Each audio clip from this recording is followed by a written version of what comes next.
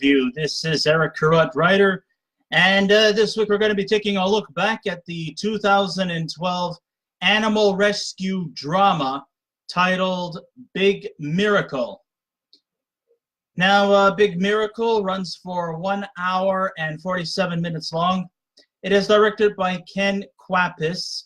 It is produced by Steve Golan, Michael Sugar, Tim Bevan, Lisa Chasen, and Eric Fellner. The script was written by Jack Amiel and Michael Begler, and it is based off of the novel Free the Whales by Tom Rose. The score was done by Cliff Eidelman, the cinematography by John Bailey, and it was edited by Kara Silverman. And the stars of the movie, quite a bit of a big cast here. Let's see, who do we have? We have John Krasinski. We got Drew Barrymore. We got, I'm probably gonna butcher this guy's name, Ahmaogak Sweeney. We also have John Pingayak. Let's see, we also have Kristen Bell, Vinessa Shaw, Stephen Root, Ted Danson, and Dermot Mulroney. So this was loosely based off of actual events. It was inspired by an actual event that occurred back in 1988. I think this was probably like a few months prior to one of the worst natural disasters ever done. Probably one of the worst oil spills in world history. I'm talking about the Exxon Valdez. But this movie is not really about the Exxon Valdez oil spill. No, this was an event that happened prior to this. This was during around 1988. Okay, so Big Miracle deals with the great lengths people will go through to save whales who are in great danger. So set in the secluded fishing town of Barrow, Alaska, we have Anchorage reporter Adam Carlson, played by John Krasinski. He is sent to investigate the troubled 3 gray whales, which were given the names Fred, Wilma, and Bam Bam. Now, of course, the reason why they didn't call the baby whale Pebbles was because the baby was a boy. If that's the case, why didn't they just simply call them Betty, Barney, and Bam Bam? That would have made a little more sense. But oh well. Can't fight the system. May as well just criticize them. No, all kidding aside. Okay, so he feels that this is a great opportunity that is surely going to attract the news and all the other media outlets. And sure enough, it does. I mean, it did attract a lot of attention, especially through the 3 big major outlets, media outlets in the late 80s. I'm talking about CBS with Dan Rather, NBC with Tom Brokaw, and ABC with Peter Jennings. And sure, this really did make the news. So no sooner reporters, journalists, and all media outlets arrive on the scene, including Los Angeles reporter Jill Gerard, played by Kristen Bell, look on as to wonder if the whales will survive or die. And then, of course, you have, environmentalists. They're working around the clock. You have community members working around the clock to try to save these whales. Hell, you even have the Inuit people who pride on whale fishing and ice fishing as their means of survival to go on this rescue unit. So rescuers like Greenpeace activist Rachel Kramer, played by Drew Barrymore, who was once Adam's ex-lover, leads a group of rescuers on the scene to help save these giant sea mammals. So while her no-nonsense determination isn't winning her any friends, the whales seem to be getting the bulk of the attention, especially in the realms of public relations. Such PR opportunities include oil tycoon J.W. McGraw, played by Ted Danson, who happens to be Rachel's rival, also joins in to help. But he's not actually helping for the sake of kindness at first. He's doing this just to sort of boost up his public relations morale and agenda, and just is doing it. At first, he was doing it for selfish purposes, but then, in the later stages of this film, he eventually has a change of heart, and then eventually decides that, hey, maybe it's best that if I really want to put my heart into it, this could still help boost my ratings. And instead of just doing it just, for the sake of ego and for the sake of fame, he's actually eventually decides, hey, I have the equipment, I have the ships that could break through the ice, and I could try my best in any way, shape, or can to save the whales before it's too late. So everybody is working around the clock, and you see a lot of camaraderie from places and people who you don't expect to be allies with. I mean, first of all, Rachel and JW practically hate each other. I mean, Rachel sees this. She's not doing this for ego or fame or prestige. She is just doing this because, it's her job as a Greenpeace activist. Save the animals and wildlife type of thing. Of course, she's the constant chronic busybody. In some ways, she kind of serves as a bit of a leader in this around the clock mission. So, and she sometimes feels that, JW, he's not really actually doing this for the sake of good. He's doing this just so that he could get better improvements to his public relations. And she doesn't want any of that. There are actually many people who don't particularly like each other, but since knowing that this is a very important mission and this is a very important thing that's happening, everybody is chipping in. And they're not necessarily buddy-buddy or won't be seen on each other's Christmas lists. But they are willing to chip in and help out save the mission, because it's these whales that are the top priority. Not the media, not the Greenpeace, not the fisheries, not the Inuits. It's the whales that are going to be getting the bulk of the attention. Because, let's face it, their lives are depending on humanity. But humanity has to work together to save them. You don't necessarily have to like the person you're working with, but it's all about the alliances and to put any of your personal issues and conflicts aside to save them. And this is kind of like what you get in this movie. Now, does that mean that the characters are likable or unlikable? Some are, some aren't, but it doesn't really matter. It's all secondary, because we are mostly the whales and in hopes to get them back to safety before it's too late.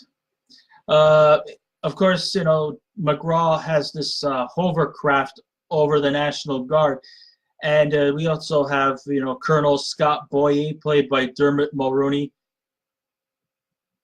who can't get right into the mission because of the Arctic air, and several townsfolk gather to help whatever they can to keep the whales from dying. Hell, you even have Inuits who are using, their chainsaws to, try to cut deeper holes into the frozen tundra.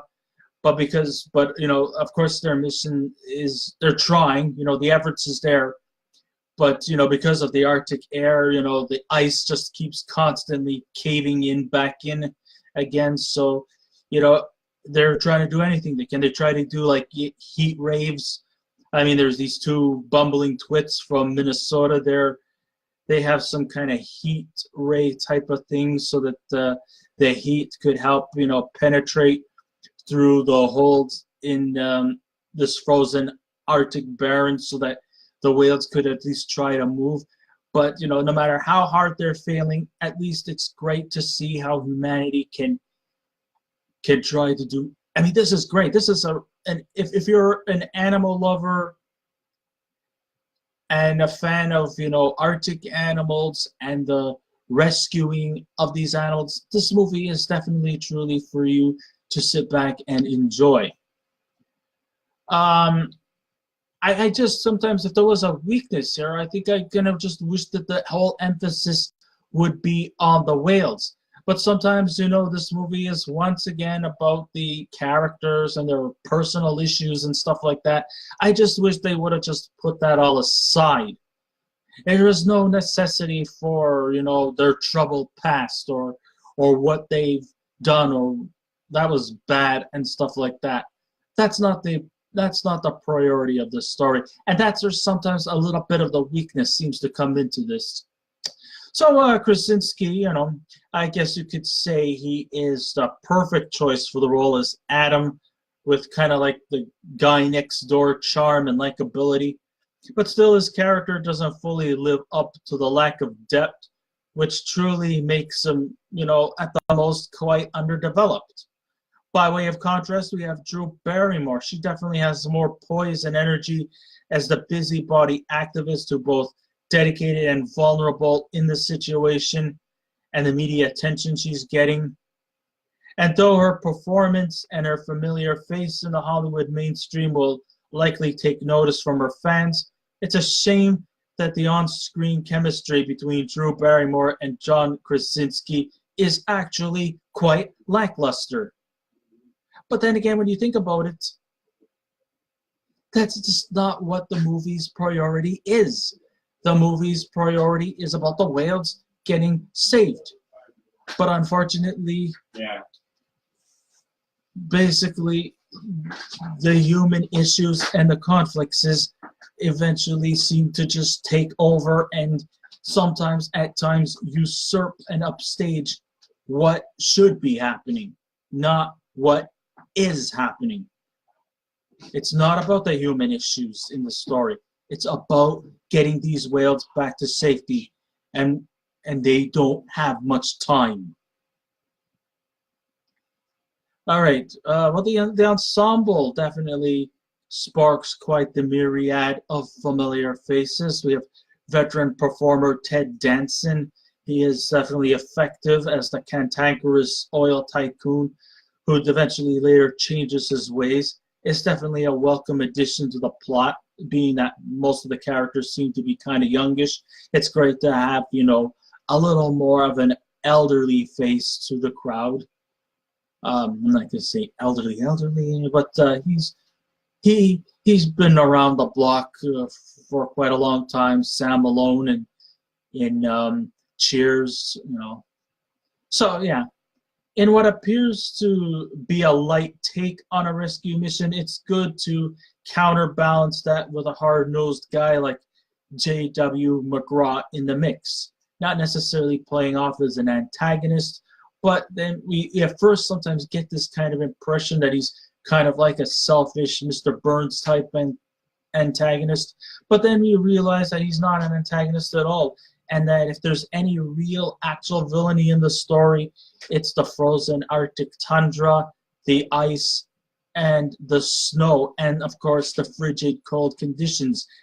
If there really actually is an enemy in this movie or a main antagonist, it could be Old Man Winter himself. But Old Man Winter is not a physical presence. It's just the weather conditions in these really cold, frozen settings that it's taking place. And the whales just can't seem to get through because it's being heavily barricaded. So, I mean, he could have almost been passed off as a Monty Burns bad guy type person, but then we realize he isn't. And I think that's actually quite refreshing. In addition to what's quite refreshing, that we have an elderly performer involved in what appears to be a film centered around a cast that's predominantly young. Kristen Bell, she's of course the hotshot reporter. She does her usual thing by being spontaneous and cute, and definitely a much more better chemistry with John Krasinski. And we hoped that in the end they would become a couple. Kristen Bell's character, she is kind of like tired of doing these fluff reporter type jobs, and she wants to do something much more extravagant, much more bigger. And of course, the old goes, opportunity knocks. So we get the feeling that she wants to go in for bigger stories. And right now, this whole whale rescuing story is about as big as it could get. As we mentioned before, Dermot Mulroney, he definitely has the smart looks and sympathetic heart as Colonel Boyer, in spite of his hardcore military dedication that make him fair but firm. The narration is definitely spot on by relative newcomer Ahmaogak Sweeney, whose Inuit background adds authenticity to the plot. In addition to that, his acting is not too shabby either. At least he doesn't come across as being this annoying, precocious kid, even though he's not on a lot of scenes. He does seem to have, above average intelligence for a kid, but it's not as, irritating, in the Abigail Breslin, Dakota Fanning type way. He's not like an 8-year-old talking like a 30-year-old. Also, I got to give credit to a guy who doesn't get very much credit, John Pingayak, as the wise Inuit elder. He is, of course, knows that even though his people are synonymous with ice fishing and whale fishing, and of course, if the whales can't survive, then they would be good enough for a meal to last them a week.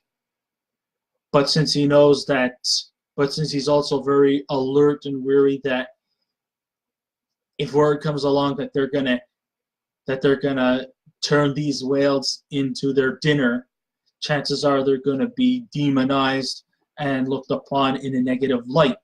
And of course, they don't want that to happen. So for fear of retribution, they decide to go ahead with this mission. And, they also chip in as well. Even though, a lot of the characters are all dedicated to this mission, do you know who eventually ends up becoming the heroes? And I think this is actually something very, very refreshing, is that, yes, folks, the Russians actually are the ones who saved the day. I mean, in the past, in a lot of movies, Russians or Soviets have always been sort of have always been sort of like demonized by the Hollywood mass. Here, they actually were the ones who successfully took their icebreakers and managed to make an opening for these whales to be set free. Of course, there is a little bit of a tear-jerking moment when, sadly, the baby whale, who was named Bam Bam, sadly the baby dies. Yeah, that could be a little bit intense.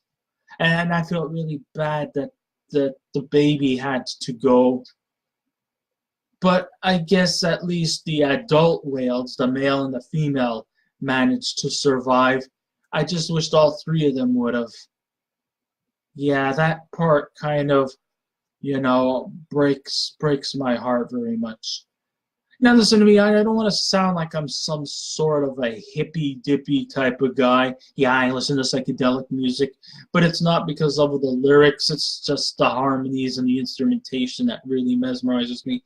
But I'm not a hippie type of guy. I'm not going to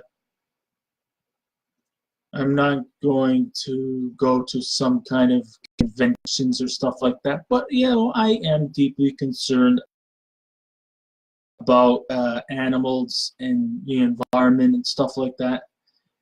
And you know, it does concern me to some extent. Maybe I'm just not in extravagance. I'm not going to grow my hair into dreadlocks. I won't be wearing tie-dye shirts. I won't be screaming and protesting or making an idiot out of myself in front of buildings that support some kind of corruption in the ecosystem. I won't be doing any of that. But I do have a lot of concerns involving these particular issues. So this movie was actually based off of the novel by Thomas Rose. The script was definitely penned by the duo of Jack Amiel and Michael Begler, and they definitely seem to have a knack of making family-themed films. And in Big Miracle, we can feel that in the cool Arctic air. Yes, it does kind of have a little bit of that family-friendly type setting. You know, sometimes I think of it kind of like a poor person's version of Free Willy. And, you know, a lot of movies that kind of deal with animal rescue stuff seems to have a little bit of a lighthearted flair to it, even though the subject is surprisingly much more heavy-handed than we take for granted. Despite the concerning topic of saving troubled animals, the vibes definitely feels maybe a little bit too saccharine and light, like a family comedy you would see on the Hallmark Channel. Sure, we're introduced to a variety of characters and their backgrounds are very nicely, albeit cliched, and fall into the trap of archetypes. I give credit definitely to the writers for running the plot smoothly, and it never meanders to keep the characters intact in spite of the threads and the huge ensemble. Once the story starts to settle, the plot remains intriguing as we anticipate the next scene and hope that the hard work and effort the rescuers try to save these poor whales, to those who never read the book. It's here we have some interesting and fascinating traits about the story and the characters. Though they are archetypes, they are definitely three-dimensional. They may look like light-hearted, cartoony type characters, but they're anything but.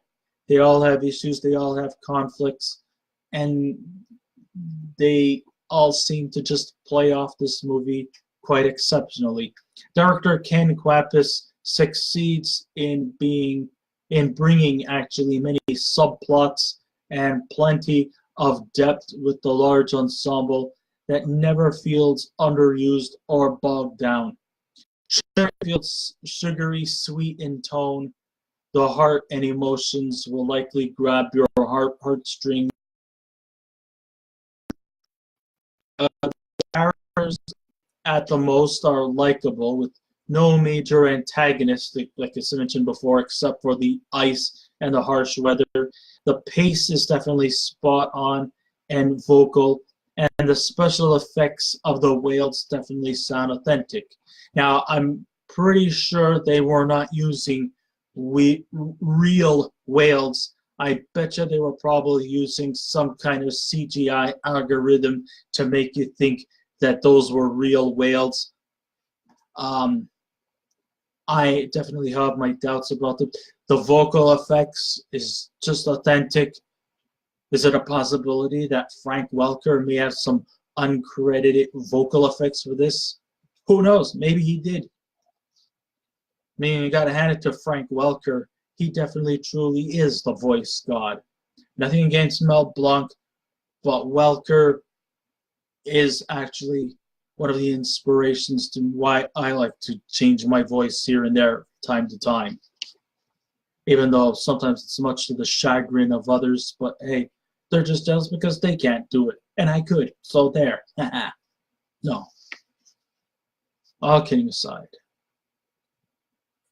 If there's a critique, the feel of the movie has more of a TV movie feel to it than an actual sit in a theatrical movie theater for it, which is not bad. Okay, I mean, not all made-for-TV films and movies are bad. No, but it just definitely feels like something you would not spend at a theater, but more or less just sitting at home watching it for free.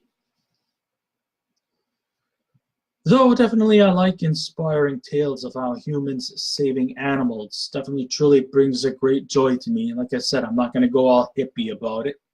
Big Miracle definitely left me with a satisfying aftertaste, in spite of the few little nitpickings that I did here and there.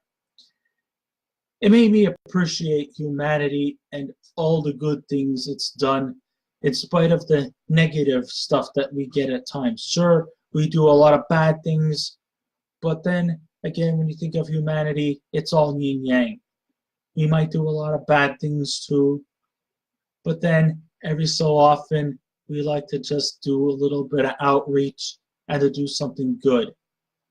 Even if it is for the wrong reasons, we still like to try our best and to be better people.